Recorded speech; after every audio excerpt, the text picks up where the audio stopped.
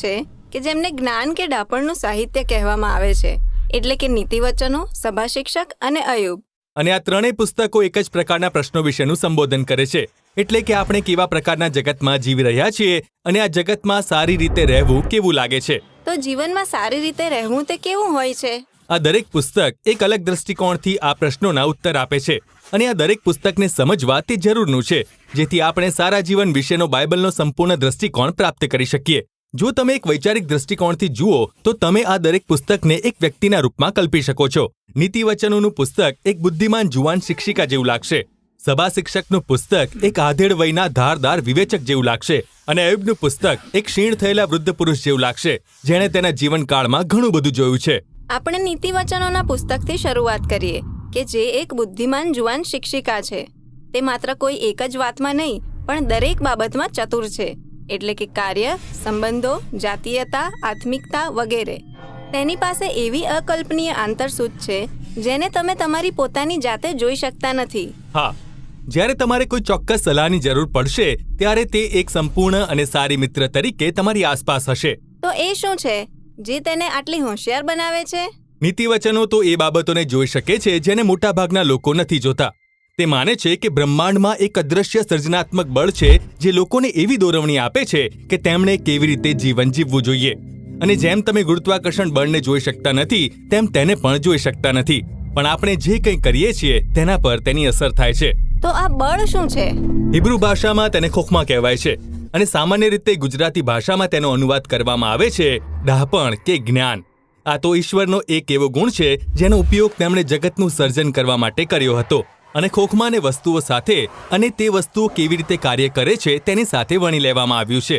જ્યારે લોકો સારા કે ન્યાયપૂર્ણ કે ડહાપણ ભરેલા નિર્ણયો કરે છે ત્યારે તેઓ ખોખમાનો ઉપયોગ કરે છે. અને જ્યારે કોઈ વ્યક્તિ ખરાબ નિર્ણય કરે છે ત્યારે તે ખોખમાની વિરુદ્ધ કામ કરે છે. બરાબર.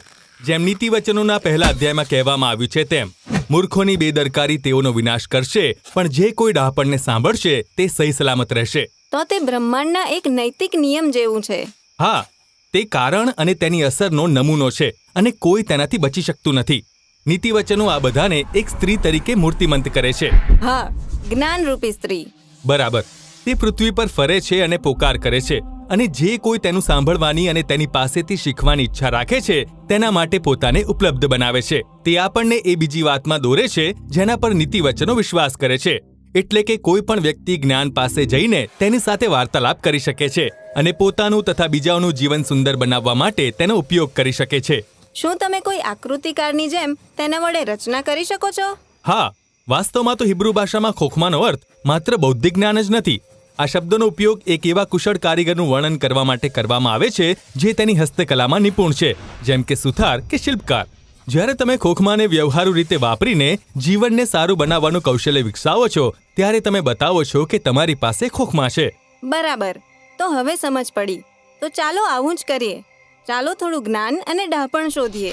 પણ તમે તેમ કરો તે પહેલા નીતિવચનોમાં બીજી પણ એક મહત્વની બાબત છે જેના વિશે તમારે વિચાર કરવો જરૂરી છે કે ખોખમા કોઈ વ્યક્તિહીન બળ નથી, પરંતુ એ તો ઈશ્વરનો ગુણ છે.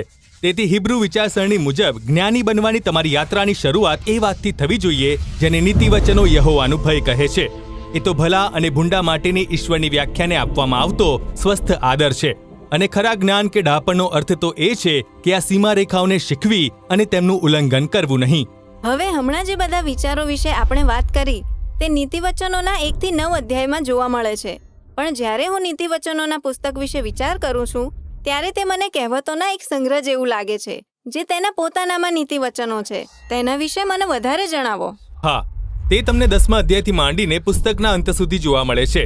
તે તો જીવનના દરેક પાસા વિશેની સેંકડો કહેવતોનો સંગ્રહ છે અને તેમાં ખોખમાને લાગુ કરવામાં આવે છે, જેને પરિણામે તમને ડહાપણ ભર્યું માર્ગદર્શન મળે છે જેથી તમે જે કંઈ કરો છો તેમાં સફળતા પામો છો. જો હું આ કહેવતો મુજબ મારું જીવન રચું છું તો મારું જીવન સારું થશે. હા, અથવા તો જેમ નીતિવચનો કહે છે તેમ તે તમારા હાડકાને બળવંત કરશે અને તમને એક લાંબુ અને સમૃદ્ધ જીવન આપશે. આ તો ખરેખર એક મોટો દાવો છે. પણ તમે જોઈ શકશો કે ઘણીવાર આવું જ થાય છે. જ્ઞાની લોકો વધારે ને વધારે સારું કરવાનું વલણ ધરાવે છે.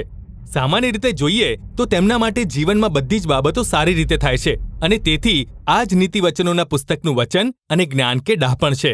નીતિવચનોનું પુસ્તક ખરેખર સુંદર છે પણ જો આપણે તેને એક બીજા દ્રષ્ટિકોણથી જોઈએ તો કેટલાક લોકો એવો દાવો કરે છે કે આ તો વધારે પડતું સરળ લાગે છે, કેમ કે ક્યારેક એવું પણ બને છે કે જ્ઞાની લોકો સાથે ભયંકર બાબતો બને છે અને કેટલીક વાર મૂર્ખોને સારો બદલો મળે છે. જેવો આપણે વિચાર કરીએ છીએ એવું હંમેશા થતું નથી. એ સાચું છે. તેથી જ આપણે આગળ વધીને આપણા બીજા જ્ઞાની મિત્રની વાતને પણ સાંભળવી જોઈએ, એટલે કે સભા શિક્ષક, કે જે એક વિવેચક છે, કેમ કે તેણે આવી જ સમસ્યા સાથે સંઘર્ષ કર્યો છે અને તે આપણને સારા જીવનની શોધ કરવાની યાત્રામાં આગળ વધારશે.